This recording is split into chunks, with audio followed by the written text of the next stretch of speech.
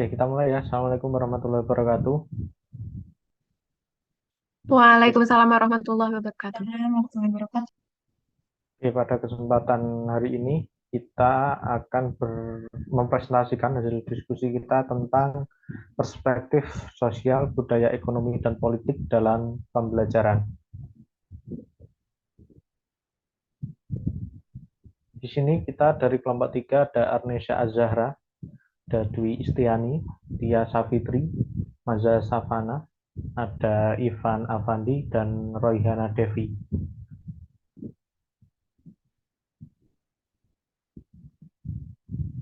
Oke, untuk selanjutnya pandangan tentang Arnesha.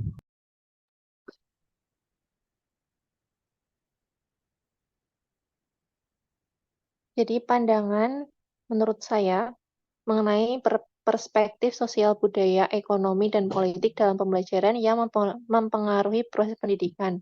Berdasarkan pandangan saya mengenai perspektif sosial budaya, ekonomi, dan politik dalam pembelajaran dapat mempengaruhi proses pendidikan, di mana perspektif sosial budaya, ekonomi, dan politik memiliki pengaruh yang cukup besar terutama dalam menentukan arah alur pembelajaran dan pengembangan pembelajaran.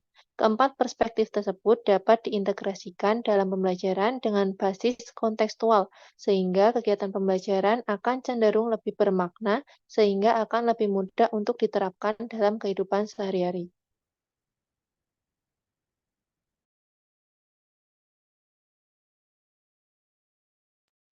Selanjutnya, menurut pandangan saya, mengenai perspektif sosial, budaya, ekonomi, dan politik, itu sangat berperan penting dalam pembelajaran. Nah, pada perspektif sosial, pertama, isu-isu seperti kesetaraan, keagamaan, dan keadilan sosial harus diperhatikan dalam pembelajaran. Guru dan sistem pendidikan harus memahami kebutuhan belajar dan latar belakang sosial peserta didik untuk menciptakan lingkungan belajar yang mendukung pertumbuhan mereka. Kemudian, pada perspektif budaya, di mana perspektif budaya memainkan peran kunci dalam pendidikan. Kebudayaan peserta didik, nilai-nilai, norma, dan keyakinan dapat mempengaruhi bagaimana mereka merespon pelajaran. Oleh karena itu, pentingnya memasukkan elemen-elemen budaya dalam kurikulum dan menghormati keberagaman budaya dalam kelas. Kemudian, pada perspektif ekonomi, memainkan peran dalam mempengaruhi proses pendidikan, yaitu pada kesetaraan ekonomi yang dapat menghambat akses peserta didik ke pendidikan yang berkualitas. Namun, menurut saya, di Indonesia sudah banyak beasiswa yang tersedia, baik dari pemerintah maupun dari swasta. Tapi, memang tidak semua lapisan masyarakat mengetahui informasi tersebut. Kemudian, pada perspektif politik dalam keputusan politik dan regulasi pemerintah atau aturan pemerintah mempengaruhi pendidikan termasuk kurikulum, pendanaan dan kebijakan dalam pendidikan. Meskipun kebijakan di Indonesia sering berganti-ganti, terutama jika berganti pemimpin, namun saya percaya kedinamisan tersebut masih dalam rel yang.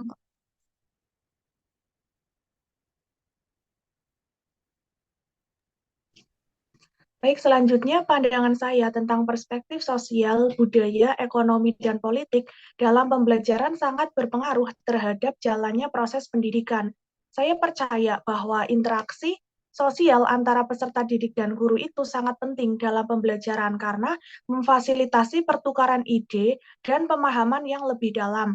Selain itu, saya meyakini bahwa guru perlu memperhatikan dan mengintegrasikan konten yang relevan dengan budaya di lingkungan peserta didik untuk membuat materi pembelajaran menjadi lebih bermakna dan relevan bagi peserta didik. Di samping itu, kebijakan politik seperti pembiayaan pendidikan dan perbedaan ekonomi juga mempengaruhi akses terhadap sumber daya pendidikan, seperti buku teks dan teknologi, sehingga berpengaruh terhadap kualitas pembelajaran peserta didik. Baik, selanjutnya mengenai pandangan saya, perspektif sosial budaya ekonomi dan politik dalam pembelajaran memiliki pengaruh yang sangat besar dalam proses pendidikan. yaitu pada perspektif sosial dalam pembelajaran itu melibatkan interaksi dan hubungan antara individu dalam konteks sosial. Hal ini mempengaruhi pendidikan yang berperan sebagai lembaga sosialisasi dan pembudayaan berbagai kemampuan, nilai, sikap, watak, dan perilaku manusia Indonesia dalam mengarungi abad globalisasi. Kemudian, pendidikan yang efektif itu harus mempertimbangkan keberagaman budaya dalam kelas-kelas mereka dan mengakui kepentingan pendidikan multikultural. Kemudian, akses terhadap pendidikan yang berkualitas itu juga tidak boleh dibatasi oleh faktor ekonomi. Nah, kesenjangan ekonomi yang dialami seseorang dapat menghambat akses ke pendidikan, terutama bagi keluarga yang kurang mampu. Oleh karena itu, pemerintah dan lembaga pendidikan harus memastikan bahwa pendidikan yang bermutu tersedia untuk semua lapisan masyarakat.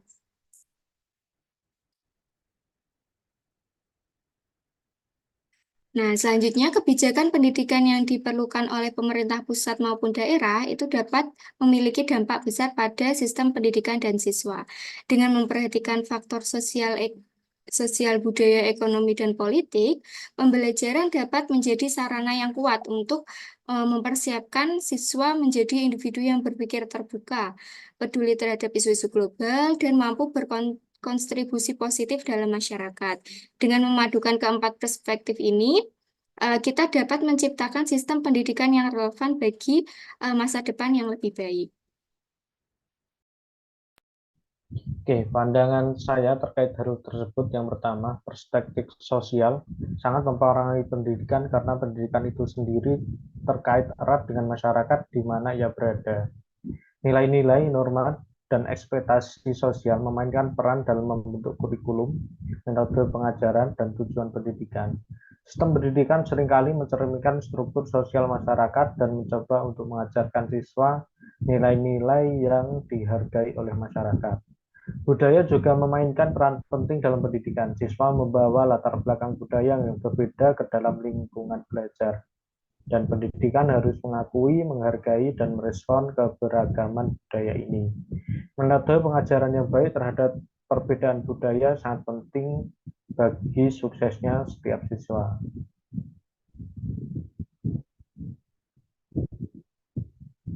Aspek ekonomi juga tidak bisa diabaikan. Akses terhadap pendidikan, sumber daya yang tersedia di sekolah, dan peluang yang diberikan kepada siswa seringkali terkait erat dengan faktor ekonomi. Ketimpangan ekonomi di masyarakat seringkali tercermin dalam ketimpangan dalam pendidikan. Melalui kebijakan pendidikan yang tepat, upaya dapat dilakukan untuk mengurangi kesenjangan ini dan memberikan kesempatan yang setara bagi semua siswa. Pengaruh politik sangat besar dalam pembentukan kebijakan pendidikan. Kebijakan pemerintah, undang-undang, dan regulasi mengatur praktik-praktik dalam pendidikan. Pembiayaan pendidikan, standar-standar pendidikan, dan prioritas-prioritas pendidikan tertentu oleh para pembuat kebijakan politik. Oleh karena itu, politik dapat secara langsung membentuk pengalaman pendidikan siswa. Dengan pertimbangan semua faktor ini, pendidikan yang efektif harus memperhatikan dan merespon pada semua aspek sosial, budaya, ekonomi, dan politik di masyarakat. Ini akan membantu dalam membentuk siswa yang mampu berpartisipasi secara aktif dalam masyarakat yang multikultural dan global, serta mengatasi ketimpangan sosial dan ekonomi.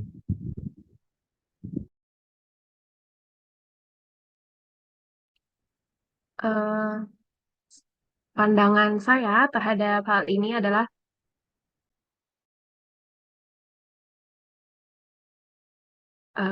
pembelajaran yang memperhatikan perspektif sosial, budaya, ekonomi, dan politik akan berdampak positif bagi proses pembelajaran peserta didik. Ketika seorang guru memperhatikan hal-hal tersebut, maka kemungkinan peserta didik untuk menyerap dan memiliki pemahaman lebih baik tentang pembelajarannya akan meningkat.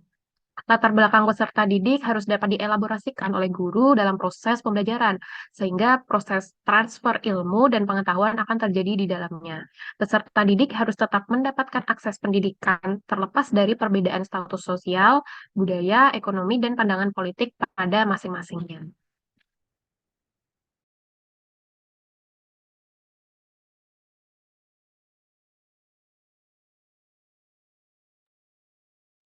Ini selanjutnya, apa pandangan masing-masing anggota kelompok tentang kesiapan mengajar dengan memperhatikan perspektif sosial, budaya, ekonomi, dan politik dalam pembelajaran pada peserta didik?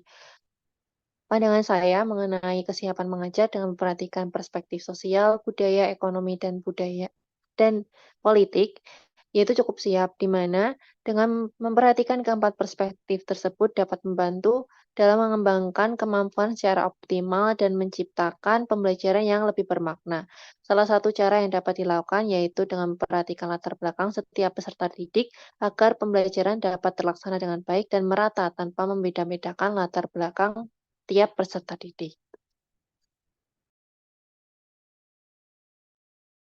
Selanjutnya, menurut pandangan saya mengenai konteks ini, sebagai seorang calon pendidik, saya akan berusaha memperhatikan perspektif sosial, budaya, ekonomi, dan politik peserta didik, agar mampu menerapkan strategi pembelajaran yang tepat, sehingga pembelajaran lebih bermakna karena disesuaikan dengan kebutuhan belajar peserta didik, tahapan perkembangan, dan minat peserta didik. Selain itu, saya berusaha memahami latar belakang setiap peserta didik agar dapat menciptakan peserta didik yang merdeka dalam belajar dan dapat memenuhi kebutuhan belajar peserta didik. Saya juga akan memahami nilai-nilai, norma, dan tradisi budaya yang ada di tempat tinggal peserta didik agar pembelajaran di kelas dapat relevan dan lebih mudah dipahami oleh peserta didik. Dan sebagai pendidik, saya harus update informasi terbaru mengenai regulasi dan kebijakan pemerintah terhadap pendidikan.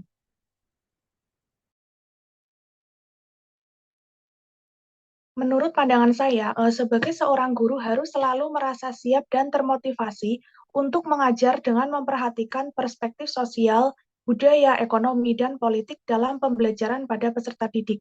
Saya percaya bahwa dengan memperhatikan faktor-faktor tersebut, tidak hanya penting untuk menciptakan lingkungan pembelajaran yang inklusif dan bermakna, tetapi juga untuk memastikan bahwa setiap peserta didik itu memiliki kesempatan yang sama untuk berkembang. Pandangan saya adalah kesiapan dalam mengajar sudah seharusnya memperhatikan perspektif sosial, budaya, ekonomi, dan politik dalam pembelajaran.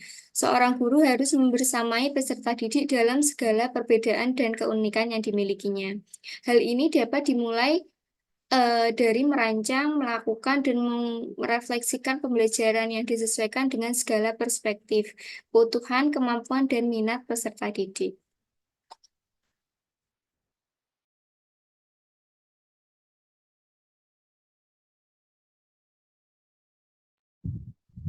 Oke, sebagai seorang guru, perspektif sosial, budaya, ekonomi, dan politik sangat penting untuk dipertimbangkan dalam perencanaan pengajaran. Memperhatikan semua aspek itu membantu menciptakan lingkungan belajar yang inklusif dan relevan bagi peserta didik. Berikut adalah beberapa pandangan tentang bagaimana kesiapan pengajaran dengan memperhatikan aspek sosial, budaya, ekonomi, dan politik dalam pembelajaran.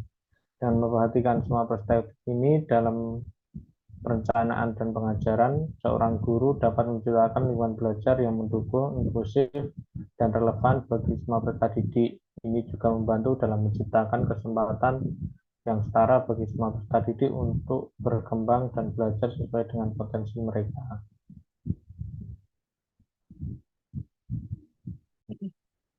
Pandangan saya sebagai seorang calon pendidik, saya merasa siap dan termotivasi dengan keanekaragaman latar belakang sosial, budaya, ekonomi, dan politik dari masing-masing peserta didik. Setiap peserta didik memiliki keunikan masing-masing dari segi latar belakang yang harus dapat dielaborasikan oleh pendidik. Dalam mengajar, saya akan berusaha memperhatikan perbedaan yang terdapat pada peserta didik dari segi kebutuhan hingga karakteristiknya, mengkoneksikannya dengan materi dan pembelajaran yang ada sehingga peserta didik tidak akan merasa asing dan lebih relevan terhadapnya.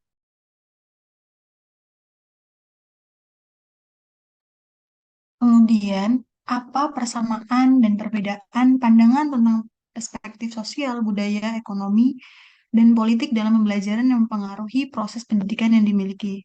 Di sini kami sepakat bahwa persamaannya itu Dalam perspektif sosial budaya ekonomi dan politik dalam pelajaran berpengaruh secara signifikan dalam membentuk pengalaman belajar peserta didik dan kesuksesan mereka dalam pendidikan. Kedua, perspektif sosial budaya ekonomi dan politik dalam pembelajaran menekankan pentingnya inklusi dan keadilan dalam pendidikan.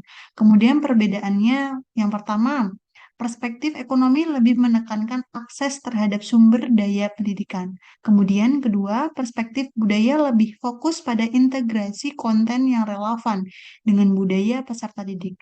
Selanjutnya, perspektif sosial lebih cenderung menuju pendekatan yang lebih berbasis pada kolaborasi dan interaksi sosial. Kemudian perspektif politik lebih fokus pada perubahan kebijakan dan advokasi. Selanjutnya, apa persamaan dan perbedaan pandangan tentang mengajar dengan memperhatikan perspektif sosial, budaya, ekonomi, dan politik dalam pembelajaran pada peserta didik yang dimiliki? Persamaannya yaitu kami sepakat bahwa keempat perspektif tersebut mengakui pentingnya memahami perspektif sosial, budaya, ekonomi, dan politik peserta didik dalam pembelajaran sehingga memungkinkan guru untuk menciptakan pengalaman belajar yang lebih relevan dan bermakna. Kemudian perbedaannya kami sepakat bahwa pendidik yang memahami perspektif ekonomi akan mencari cara untuk mengatasi kesenjangan ekonomi dalam pendidikan. Kemudian yang kedua, pendidik yang memahami perspektif budaya akan mencari cara untuk mengintegrasikan nilai-nilai dan praktik budaya dalam pengajaran. Selanjutnya, pendidik yang memahami perspektif sosial lebih cenderung melaksanakan pembelajaran dengan kegiatan kerja kelompok. Next.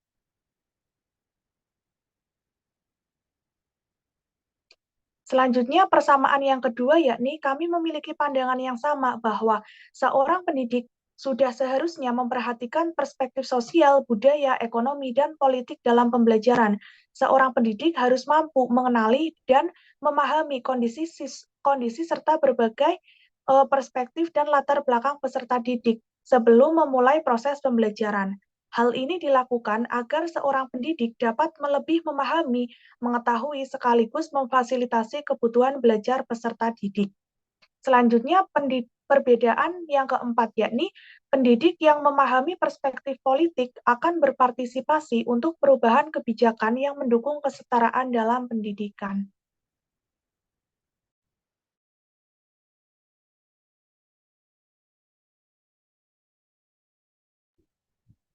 Oke, terima kasih. Itulah hasil diskusi dan presentasi dari kelompok kami. Mungkin ada teman-teman ada yang mau bertanya ataupun diskusi? Nggak ada ya? Kalau tidak ada, saya cukupkan sekian. Terima kasih. Assalamualaikum warahmatullahi wabarakatuh. Waalaikumsalam Waalaikumsalam warahmatullahi wabarakatuh. Warahmatullahi Terima kasih. wabarakatuh.